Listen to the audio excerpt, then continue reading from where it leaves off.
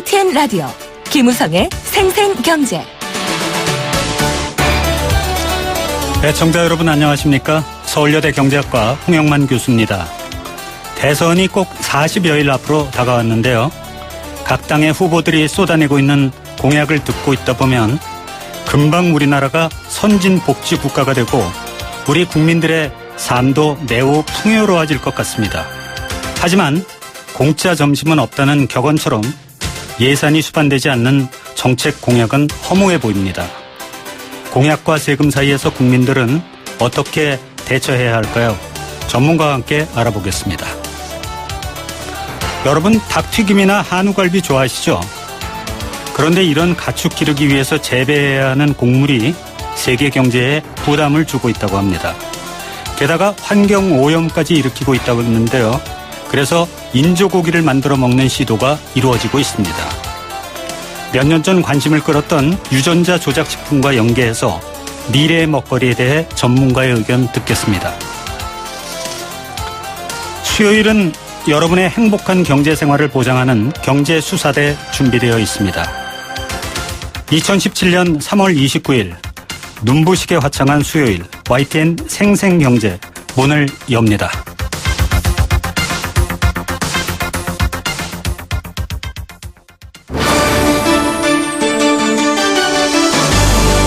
YTN 라디오 김우성의 생생경제.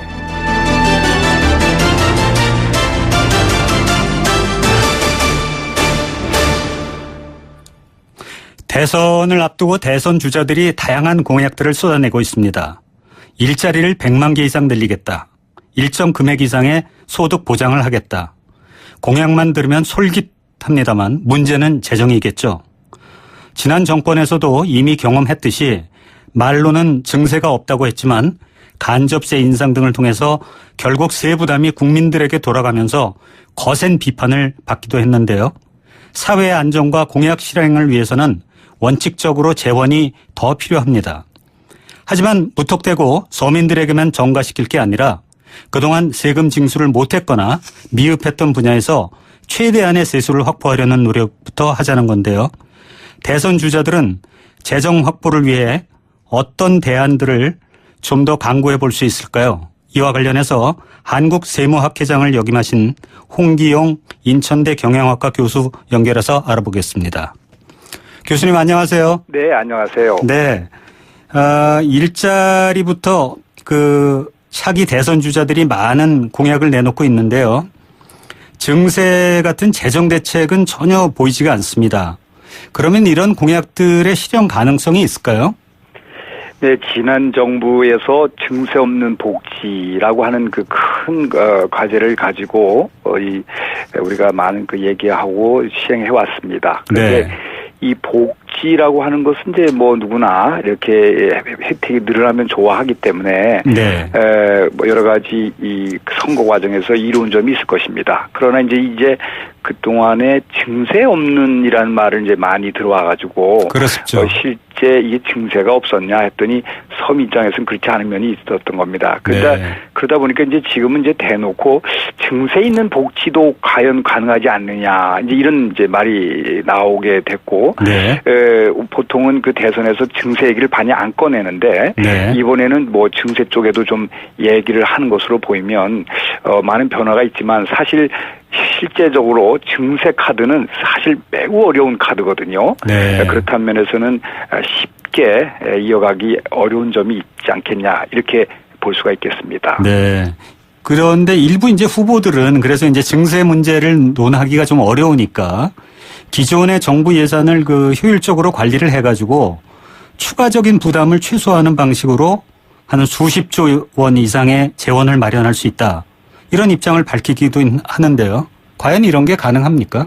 이게 소위 그 증세 없는 복지를 내세운 지난 정부가 이 제일 중요시했던 그런 말입니다. 사실 네. 그런 면에서 보면 그게 이제 사실 실제 매우 어려웠거든요. 네. 그런 과정에서 보면 복지 지출 이외의 지출, 예를 들면 국방이라든지 뭐 R&D라든지 교육이라든지 이런 기타 등등의 여러 돈들은 사실상 그 증가가 거의 이루어지지 못한 면이 있는 것입니다. 네. 그래서 지금 그 복지 지출 이외의 지출을 줄여서 한다라는 그런 말은 그럴듯하지만 네.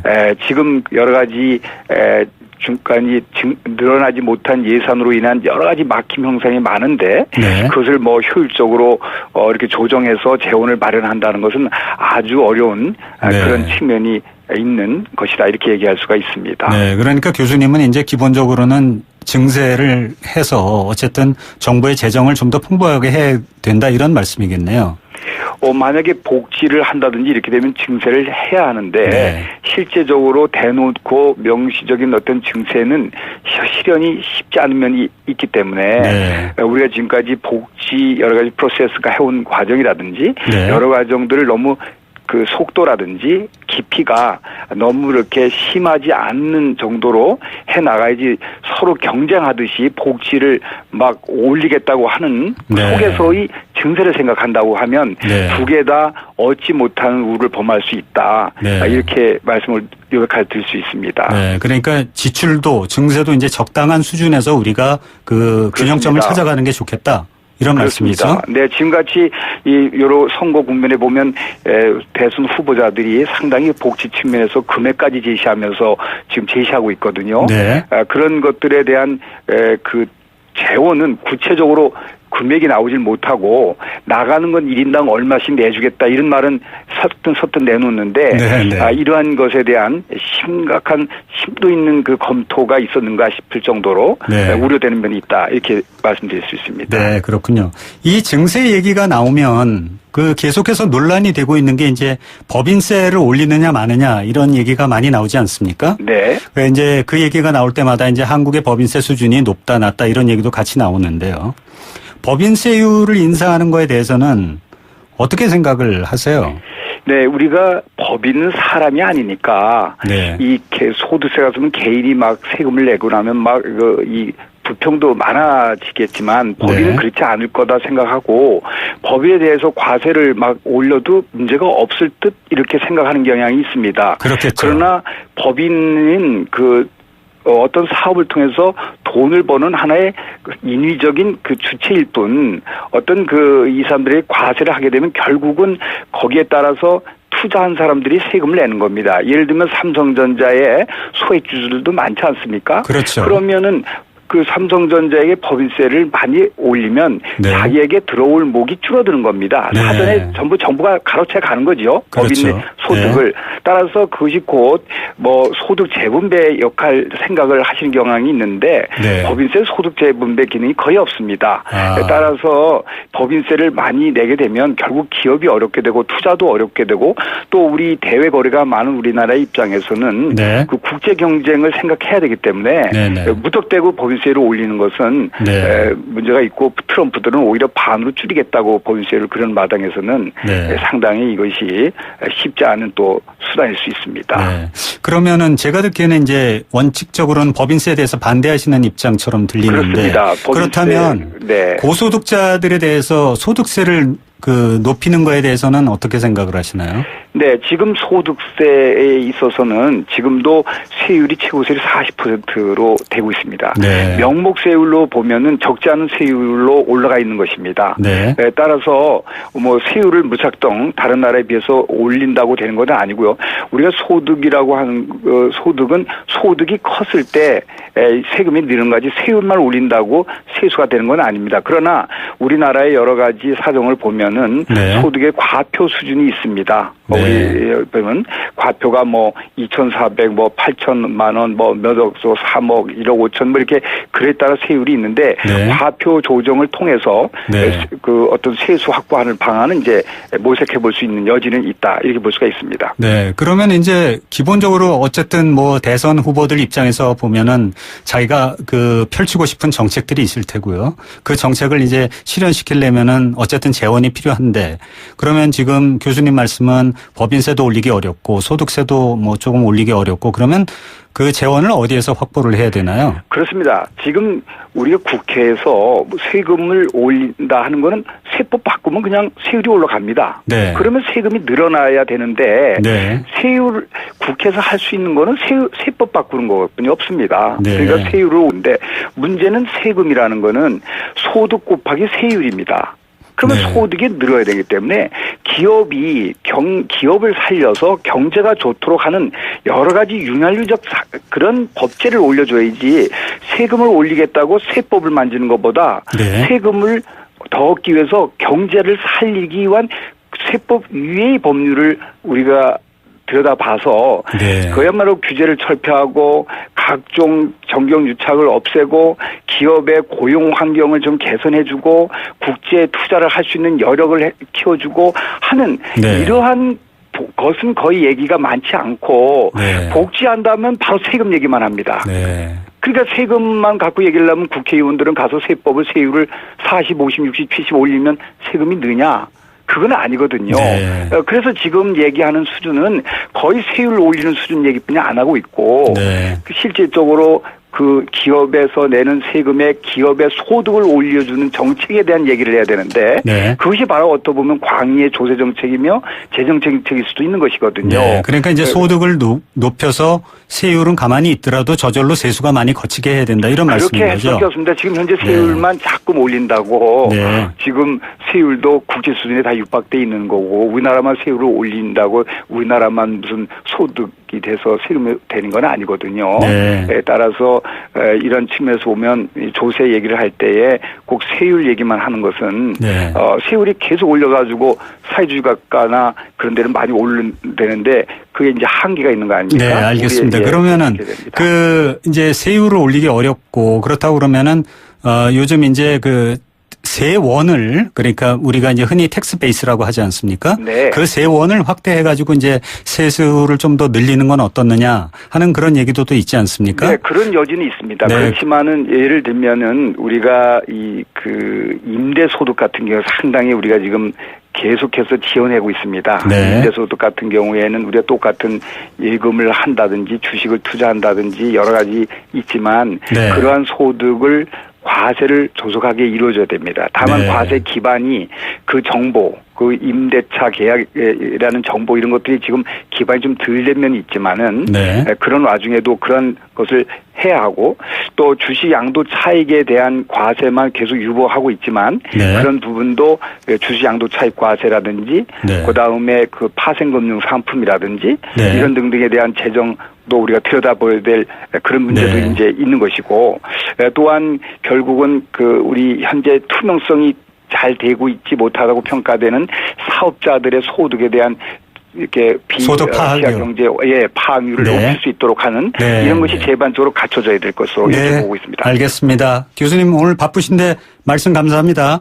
감사합니다. 네, 지금까지 인천대학 경영학과 홍기용 교수였습니다. YTN 라디오 김우성의 생생경제. 함께 느끼는 우리 경제 공감 사전입니다. 경제 공감 사전은 경제와 관련된 개념이나 단어의 뜻을 여러분이 새롭게 써주시는 코너입니다. 단문 50원, 장문 100원의 정보 이용료가 부과되는 샵 0945, 우물정 0945번 문자와 스마트폰 앱 예스로 참여할 수 있습니다. 오늘의 경제 공감 사전은 미래 식량입니다. 메뚜기와 같은 곤충이 미래 식량으로 떠오르고 있다는 것은 뉴스를 통해서 익히 많이들 들어보셨을 텐데요. 사실 쌀 생산량이 매년 남아돌아서 오히려 문제가 되고 있는 우리나라는 아직 체감이 쉽지 않을 테고요. 전 세계적으로 보면 인구는 급속히 늘어나면서 환경 파괴와 자원 고갈이 심각해지고 있어 식량 고갈이 먼 미래만의 얘기가 아닌 상황입니다. 이미 각 나라들은 새로운 먹거리에 대해 많은 연구를 진행 중인데요. 두 번째 인터뷰에서도 나오겠지만 소, 돼지와 같은 가축들의 사료 생산 한계에 대응해서 인조 고기도 개발 연구되고 있습니다. 하지만 생김새로 인한 혐오감이라든지 안정성에 대해선 아직 많은 연구와 노력이 필요한 단계인데요. 미래식량, 여러분은 어떻게 생각하십니까? 이런 걸 미래식량으로 하면 좋겠다든지 아니면 미래식량에 관한 어떤 의견도 환영합니다. 많은 참여 부탁드리겠습니다.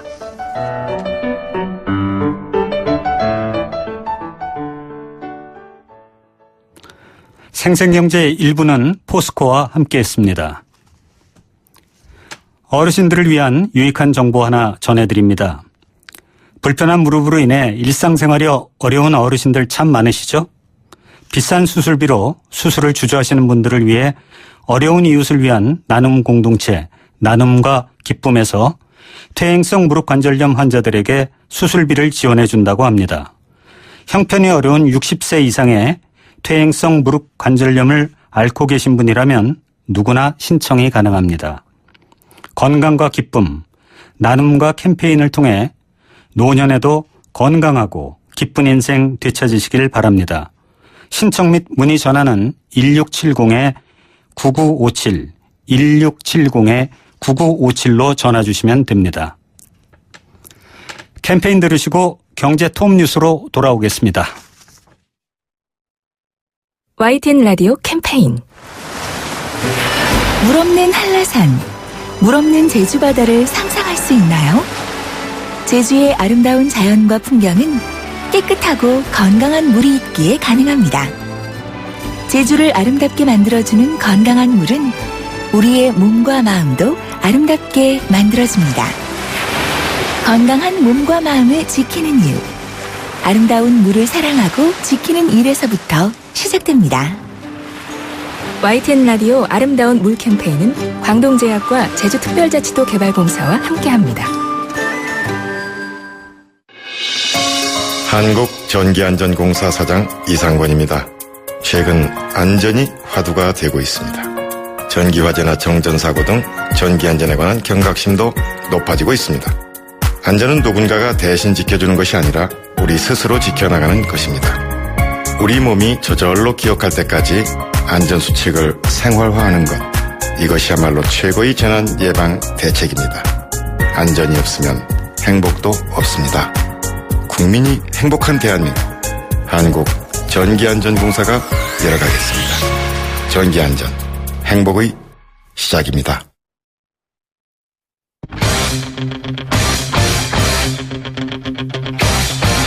지금 가장 뜨거운 경제 소식. 경제 톱 뉴스. 네, 이 시각 주요 뉴스입니다. 지난해 가계 이자 소득을 보면 받는 이자보다 은행에 낸 이자가 더 많다고 합니다. 이 때문인지 가계 여유자금도 줄었다고 하는데요. 심각성이 어느 정도인지 짚어봅니다. 대우조선해양 지원에 키를 쥐고 있는 국민연금이 산업은행에 보강자료를 요청했는데요. 결과에 관심이 모아지고 있습니다. 나이가 들면 노후 의료비로 얼마 정도를 예상하고 계십니까? 일반인들이 생각하는 수준의 3배 이상이 필요하다는 조사 결과가 나왔습니다. 취재기자와 자세히 알아보도록 하겠습니다. 이데일리 권소연 기자 나와 있습니다. 안녕하세요. 네, 안녕하세요. 네, 가계의 이자 수지가 처음으로 적자를 보였다고요? 네, 이건 전체 받은 이자보다 낸 이자가 더 많았다라는 뜻인데요. 네. 한국은행 통계를 보니까 지난해 가계의 이자 소득은 36조 1,700억 원이었습니다. 전년 대비로 5.4% 줄어든 건데요. 네. 1996년 이후 20년 만에 최저를 기록했습니다. 네. 반면에 작년에 이자 지출은 41조 7,700억 원이었는데요. 7.6% 급증한 겁니다. 네. 2011년 이후 6년 만에 증가세로 들어선 건데요. 그래서 이자 소득에서 지출을 뺀 이자 수지는 5조 6,600억 원 적자였습니다. 이 가계 이자 수지가 마이너스를 기록한 건 한은이 통계를 내기 시작한 1975년 이후 처음인데요.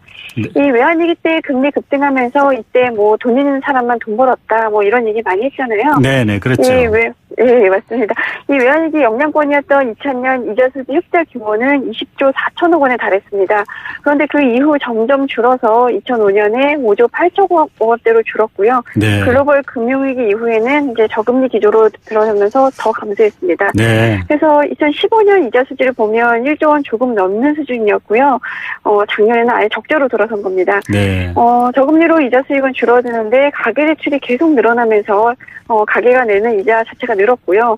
특히 작년에는 은행권 대출 문턱 높아지면서 상대적으로 금리가 높은 뭐 저축은행이라든가 새마을금고 같은 이 금융권 가계대출이 늘어난 영향도 좀 컸습니다. 네. 아까 그 말씀 중에 이자 수지가 이제 5조 6천억 원 정도 그 적자가 났다고 하는데 이 얘기는 이제 그 가계의 여유 자금도 크게 줄었다는 그런 뜻 아니겠습니까? 네, 뭐 살림 참 팍팍하다 이런 말도 많이 네. 하시는데요. 오늘 한국은행에서 나온 자금순환 통계를 보니까 네. 작년 가계와 비영리 단체의 자금 잉여 규모가 70조 5천억 원이었습니다. 네. 이게 전년 대비로 23조 7천억 원 줄어든 건데요. 4년 만에 가장 낮은 수준이었습니다. 이 자금 잉여는 예금과 보험, 주식 투자 뭐 이런 데 운용하고 있는 돈에서 차입금을 뺀 여유 자금을 말하는데요. 뭐 저축과 주식 투자 등으로 213조 5천억 원을 운영한 반면에 금융기관 차입 등을 통해서 조달한 자금은 143조 원이었습니다. 네. 그러니까 뭐 조달은 14조 3천억 원 늘었는데 운용은 9조 5천억 원 줄어들면서 뭐 여윳돈도 쪼그라들었던 건데요. 네, 그렇군요. 차입한 돈은 주로 이제 주택 자금, 그러니까 주택 구입하는 데 쓰거나 아니면 자영업자들 같은 경우는 사업 자금으로 쓴 걸로 나타났습니다. 네. 그래서 이제 금융부채 대비 금융자산 비율을 보니까 2.16배였는데요. 전년도에 이제 2.24배였으니까 그보다 낮아진 거죠. 네. 그만큼 가계 재무 구조가 나빠졌다. 뭐 이런 의미입니다. 네. 어쨌든 가계의 그 재무 상태가 그러니까 나빠진 거네요. 네, 그렇죠. 네. 강남 3구의 그 아파트 값이 다시 오름세로 돌아섰다면서요? 네, 오늘 국민은행이 자료를 내는데요. 네. 3월에 서초구의 아파트 값은 전월 대비 0.24% 올랐고요. 강남구와 송파구도 각각 0.21%, 0.12% 상승했습니다. 서울 전체 아파트 값이 평균 0.1% 올랐으니까 뭐 이보다 강남 3구가 훨씬 많이 오른 건데요. 그러네요. 네, 강남구와 서초구는 작년 11월 이후 4개월 만에 상승세로 돌아선 거고요. 네. 송파구는 전달에 보합이었거든요. 네. 그런데 3월 달에 상승 전환한 겁니다. 보니까 재건축 단지를 중심으로 투자 자금이 몰리면서 이제 전반적으로 강남 3구 아파트 값이 올랐는데요. 네. 반면에 이제 강동구 같은 경우는 0.02% 하락했습니다. 떨어진 데도 있네요. 네, 그렇습니다. 네. 이 근처에 하남이사 신도시도 그렇고 이제 강동구 내에서도 대규모 입주 물량이 나오면서 이제 4개월 연속 하락세를 보인 건데요. 네. 이제 전국 이제 5대 강역시를 보면 부산이 0.18% 올라서 가장 많이 올랐고요. 네. 대구는 입주 물량 몰려서 0.13% 하락했고 요새 뭐 대우조선해양 살리네 만에 뭐 이런 문제 뭐 많이 얘기 나오고 있는데 전반적으로 네. 이제 조선업이 불황이잖아요. 네. 철강업도 또 이제 경기가 안 좋습니다. 그래서 광역시 중에서 보면 이제 조선업체들 몰려있는 울산 아파트 값이 0.17% 하락했고요. 네. 또 경북과 경상남도 아파트 값도 각각 0.23%, 0.21% 떨어졌습니다. 네. 전세값을 보니까 이제 3월 되면 이제 봄 이사철이잖아요. 네. 그래서 그런지 전국 평균으로 보면 0.01% 올랐습니다. 네. 지금 뭐 한국 경제에서 제일 큰 이슈가 이제 대우조선해양인데 이게 아파트 값에도 영향을 미치는군요. 그러니까. 네, 그렇습니다. 네. 이제 조선업체 몰려있는 지역이 따로 있으니까요. 네. 그 앞서서 대우조선해양 얘기도 하셨는데 지금 대우조선해양 그 채무 재조정 논의가 잘 진행되고 있습니까? 네, 뭐 지난주에 채무체 조정 방안이 나왔잖아요. 네. 근데 이제 문제는 이 조정 방안을 사채권자들이 수용할 것인가 뭐 이런 거에 대우조선해양의 운명이 달려 있다고 볼 수 있는데요. 네. 지금 대우조선 회사채 4,400억 원가량이 다음 달 21일 만기가 됩니다. 이 중에서 국민연금이 1,900억 원가량을 보유하고 있는 것으로 파악되고 있고요. 네. 나머지는 뭐 우정사업본부라든가 신협, 교보생명 같은 기관 투자자가 보유하고 있고 그 외에는 이제 개인이 보유하고 있을 텐데요. 이 회사채 만기를 앞두고 이제 다음 달 17일과 18일에 걸쳐서 모두 5차례 사채권자 집회를 여는데 네. 이 개별 집회마다 채권액의 3분의 1 이상이 참석하고 참석 채권액의 3분의 2가 동의를 해야 이제 통과가 됩니다. 네, 그렇군요. 일단 이 중에서 이제 국민연금 가장 많이 들고 있으니까 국민연금이 키를 쥐고 있다라고 볼 수 있는데요. 네. 국민연금은 지금 대우조선해양 대주주인 산업은행에 보강 자료를 요청해서 이제 그 자료를 좀 꼼꼼하게 확인한 후에 신중하게 결정하겠다, 뭐 이런 입장입니다. 31일에 투자관리위원회가 열릴 예정인데, 뭐 그때까지 아마 결론이 나오지 않을까 싶고요. 네. 국민연구도 그렇지만 이제 개인 채권자를 설득하지 못하면 채무조정 자체가 부결이 될 수가 있는데, 지금 만약에 부결이 되게 되면 대우조선은 네. 뭐 일종의 법정관리죠. 이 프리 패키지드 플랜, 그러니까 피플랜이라고 네. 하는데 이 피플랜에 돌입하게 됩니다. 네. 그래서 지금 이제 대우조선해양에서 부채단급 한 200명 정도로 이제 사채권자를 설득할 수 있는 TF팀을 구성을 해서 개인 네. 투자자들을 일일이 찾아가서 설득을 하고 있다고 하는데요. 이 결과가 될 것 같습니다. 네. 오늘 여기까지 듣겠습니다. 네, 네. 고맙습니다. 감사합니다. 네. 네. 지금까지 2대12 권소현 기자였습니다.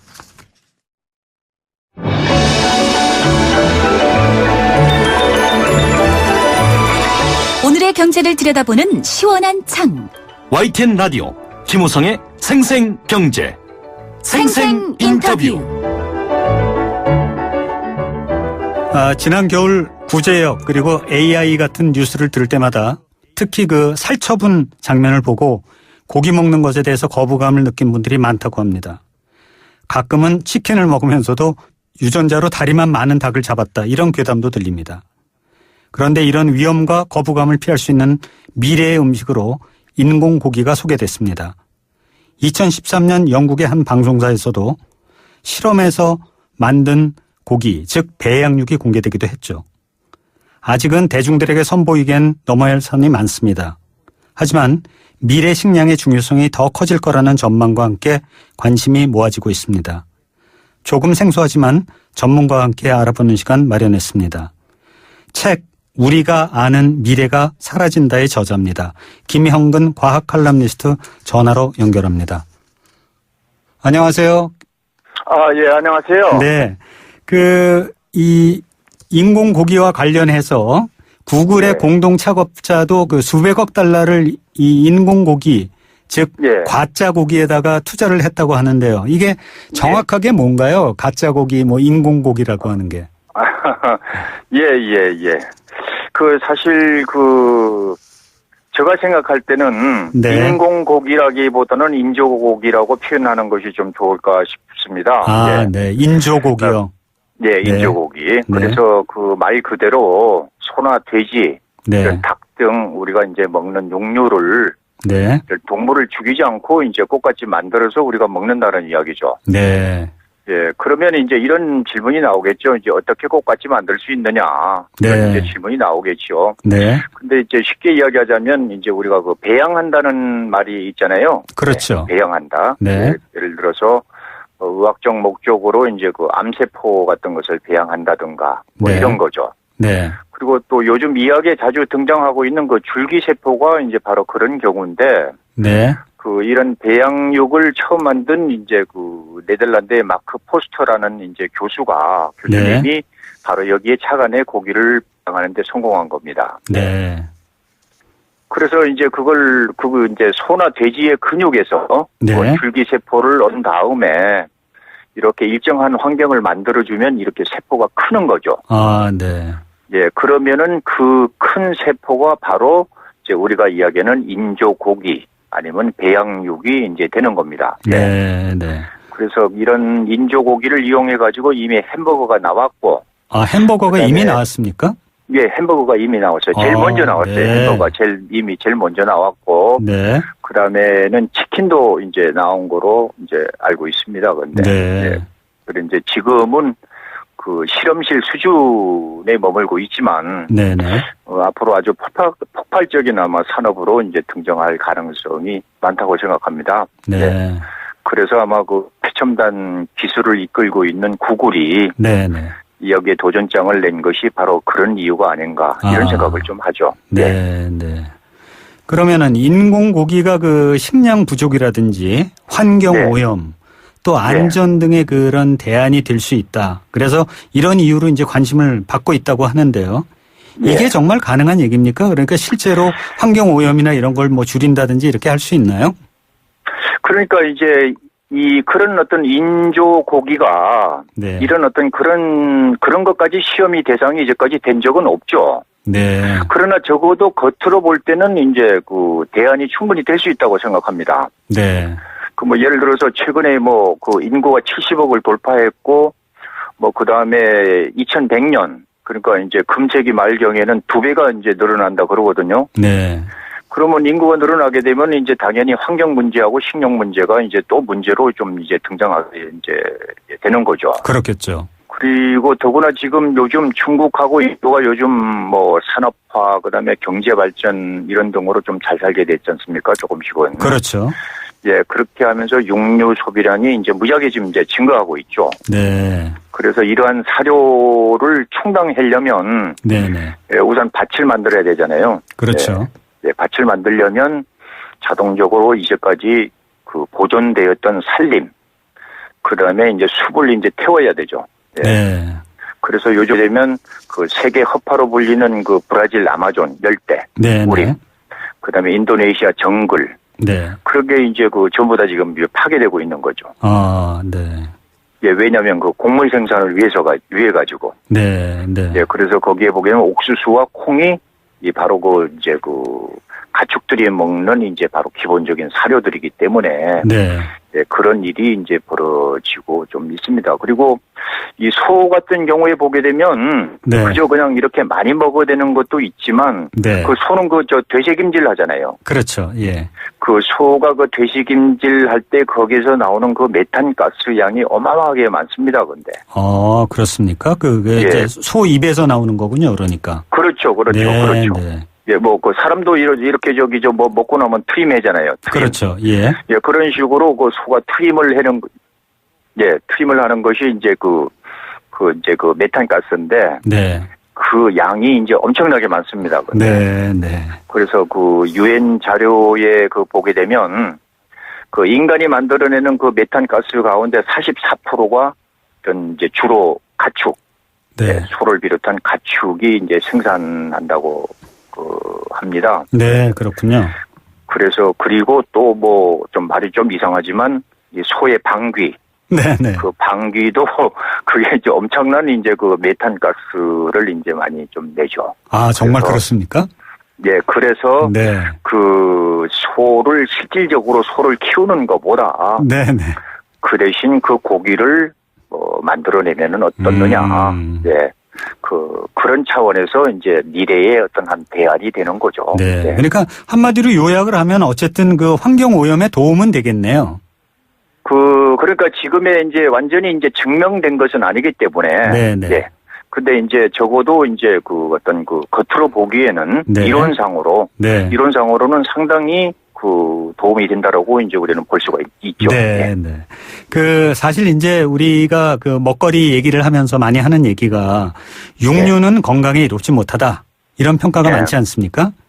그래서 이제 식물성 재료로 고기와 똑같은 성분을 지닌 무해한 그러니까 해가 없는 그런 고기를 3D 프린트로 만들면 어떻겠느냐 이런 얘기가 또 있는데 이거는 가능한가요? 그러니까 그런 고기가 조금 좀 그거는 조금 나중에 이야기를 하고요. 네, 네. 예. 우선 좀 요즘 소위 말하는 인조 고기 그다음에 이제 배양육에 돼 가지고 조금만 좀 설명을 좀 드릴게요. 네, 네. 그러시죠. 예. 요즘 이제 굉장히 좀 뜨고 있는 분야가 이제 생명공학이 아니라 생명공학을 넘어서 가지고 합성생물학이라는 게 있습니다. 합성생물학이요? 예, 합성생물. 그러니까 뭐 생물체와 관련된 것을 합성한다고 생각하면 되는 거죠. 네, 네. 그러니까 조금 좀 이야기하자면 생명과학이 개념에 그 공학적 그 관점을 좀 도입했다고 이제 생각하면 좀 되는 건데요. 네. 예. 그러니까 우리가 이야기하는 인조고기가 이제 바로 그런 분야라고 이제 좀 할 수가 있습니다. 예. 네, 네. 그래서 근데 인조고기가 비단 이제 인조고기만 있는 게 아니라 혹시 인조 가죽이라는 말은 들어보셨죠? 인조 가죽. 그 얘기 네네 들어본 것 같습니다. 인조 그리고 소파 같은 거 살 때 인조 가죽 그런 얘기 하지 않습니까? 예. 근데 그게 인조 피혁이라는 거는 합성 가죽 그러니까 옛날부터 나온 거잖아요. 네. 근데 요즘 와가지고 인조 가죽이라는 것도 바로 인조 고기처럼 네. 그 동물의 그 가죽, 예를 들어서 허리띠를 만다든가 아니면 지갑을 만든다든가. 네. 그럴 때 이제 그 동물의 그 이제 그 좀 뭐라 그러면 되겠나 가장 이제 그 가죽 부분을 쓰잖아요. 네. 그럼 그 가죽 부분을 인조고기를 만드는 것처럼 그 세포를 이렇게 이제 그 좀 채취를 해가지고. 예. 예, 그 다음에 이제 그거를 배양해가지고 그 다음에 가죽을 만들면 아주 이제 고급스러운 가죽을 만들 수 있다 이래가지고 요즘 이제 인조가죽이라는 것도 좀 나오고 있죠. 네. 그러니까 고기만 배양하는 게 아니고 고기 예, 이외에 그렇죠. 다른 것들도 배양하고 있다 이런 얘기네요. 예, 가죽도 배양하는 거죠, 가죽. 네. 그러니까 네. 이제 소의 이제 그 맛있는 부분만 이제 배양을 하는 게 아니라 가죽도 배양을 하고. 네. 그 다음에 또 요즘은 이제 그 코뿔소가 요즘 멸종동물이잖아요. 그렇죠. 많이 지금 없어지지 않았습니까? 예, 그 코뿔소가 그 뿔 때문에 네. 그 뿔이 한약재 그 약재로 쓴다 그래가지고 그게 이제 굉장히 좀 없어지고 있어요. 예. 네. 그래서 그 요즘에 이제 어떤 한 과학자들이 이 코뿔소 뿔을 그 뿔을 이제 인조고기 만드는 것처럼 그 합성생물학 기술을 이용해가지고 이제 그걸 만드는데 이제 성공을 했다 그러는데 그게 이제 상용화가 될 때가 언제인지 그거는 이제 좀 잘 모르죠. 네. 예, 근데 다만 이런 것이 이제 이렇게 좀 이제 그 이론대로만 이제 우리가 나간다 그러면 뭐 이런 어떤 그 인조고기라 그럴까 아니면 어떤 이런 인조 가죽, 코뿔소 뿔 뭐 이런 등등이 그 뭐 자연 환경 보호에도 이제 좋고 그다음에 이제 그 뭐 지구 온난화를 이제 방지하는 데도 좋고 그다음에 환경 오염 방지 뭐 이런 면에서 상당히 좀 이제 도움을 줄 수 있다라고 볼 수가 있죠. 네. 예. 이거 뭐 듣고 보니까 배양 안 하는 게 없네요. 그러니까 앞으로는 배양을 무지하게 많이 할 수가 있죠. 지금은 좀 약간 좀 초기 단계인데 모든 것을 배양할 수 있는 거죠. 네, 알겠습니다. 교수님 오늘 말씀 감사합니다. 예, 감사합니다. 네, 지금까지 김형근 과학 칼럼니스트였습니다. 안전하고 행복한 경제 생활을 위한 시간. 경제수사대. 경제수사대 시간입니다. 안전하고 행복한 경제생활 너무나도 중요하죠. 금융감독원 불법금융대응단의 이수인 선임조사역 전화로 연결하겠습니다. 안녕하세요. 안녕하십니까. 네. 금융권 및 그 감독 당국에서 대포 통장 근절을 위해서 노력을 하면서 그 대포 통장이 최근에 많이 줄었다고 하는데 보이스피싱 사기범들이 대포 통장을 사는 게 이제 어려워지니까 최근에는 그 선의의 계좌 명의인을 속여가지고 범죄에 활용하는 사례가 늘고 있다고 하는데 맞습니까? 예, 맞습니다. 보이스피싱 사기범들은 이제 범죄의 최종 단계로 현금을 인출해야 하는데요. 네. 현금 인출을 위해서는 대포 통장이 필요하게 됩니다. 네.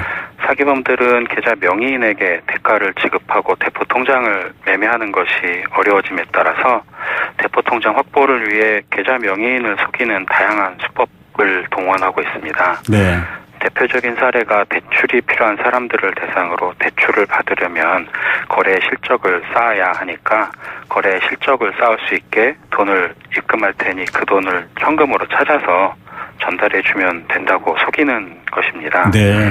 이들에게 이제 속게 되면 자신도 모르게 보이스피싱 범죄에 가담하게 되는 것이므로 각별한 유의가 필요합니다. 네, 그렇겠네요. 피해자들을 속여서 이 돈을 가로채는 것에 더 나아가가지고 대포 통장 확보를 위해서 계좌 명의인을 대상으로 또 다른 사기 행각을 벌이는 거군요, 그러니까.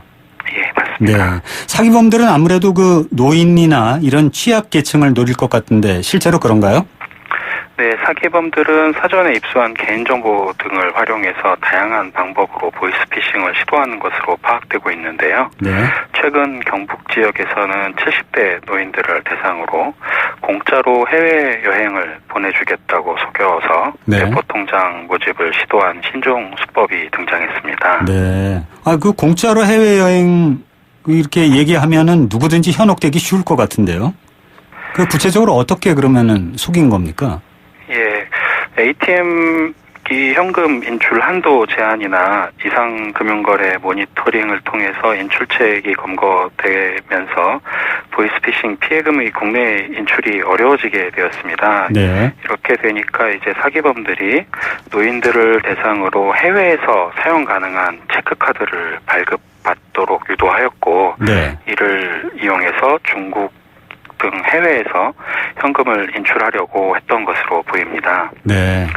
다수의 노인들이 비자 마스터라고 적힌 종이를 들고 공짜 해외여행이 필요하다면서 해외 사용이 가능한 체크카드 발급을 요구했고요. 네. 은행에서는 이런 사례들이 반복되면서 대포통장 모집 사례임을 인지하게 되었고 네. 이미 카드를 발급받은 노인들에게는 카드를 절대 양도해서는 안 되며 금융 사기에 유의할 것을 당부하였습니다. 네, 그 아주 다행스럽네요. 은행은 전문가들이니까 금방 알아보고 그 예방을 했는데 그 일반인들은 그러면은 대포통장 그 모집 사례를 옆에서 만약에 보게 되면 어떻게 하면 되나요? 예, 저희 금융감독원 홈페이지나 보이스피싱 지킴이 홈페이지에 접속하셔서 신고해 주시면 되는데요. 네. 대포통장 모집 광고 등을 발견하시면 네. 적극적으로 신고하여 주시기를 부탁드립니다. 네. 그러면은 이번에는 좀 주제를 바꿔볼까요? 그 노인들 인터넷 뱅킹이나 전자금융 거래에 익숙하지 않을 텐데 대포통장으로 이체하도록 유도하기가 요새는 어려우니까 그래서 직접 만나서 돈을 가져가는 그런 소위 현금 수취형이라고 해야 될까요? 그런 보이스피싱 수법도 나타나고 있다면서요? 예, 맞습니다. 최근 한 달 사이만 해도 네. 제주도 및 경남 지역에서 네. 노인들을 대상으로 한 현금 수취형 보이스피싱 사고가 잇따라 발생했습니다. 네. 그래서 4명의 피해자가 총 1억 6천만 원 가량의 피해를 입었는데요. 1억 6천만 원이나요? 예. 네. 사기범들은 피해자로 하여금 예금을 인출해서 집에 냉장고나 세탁기에 현금을 보관하도록 하였고요. 네. 집을 비우도록 유도해서 그 사이에 돈을 훔쳐가는 수법을 쓰거나 피해자가 예금을 인출하도록 한 뒤에 피해자하고 직접 만나서 돈을 받아가는 대담한 수법도 활용하였습니다. 네. 근데 아까 그 말씀하시는 거 들어보니까 제주도하고 경남 지역에서 이런 일이 많이 벌어졌다고 하는데 보통 이렇게 금융 사기나 이런 거는 대부분 대도시에서 벌어지지 않습니까? 예, 맞습니다. 뭐 대도시에서 많이 일어나고는 있습니다만 네. 보이스피싱 조직들은 특정 지역에서 이제 보이스피싱을 단기간에 시도해서 한 뒤에 또 지역을 이동하는 것으로 나타나고 있습니다. 네.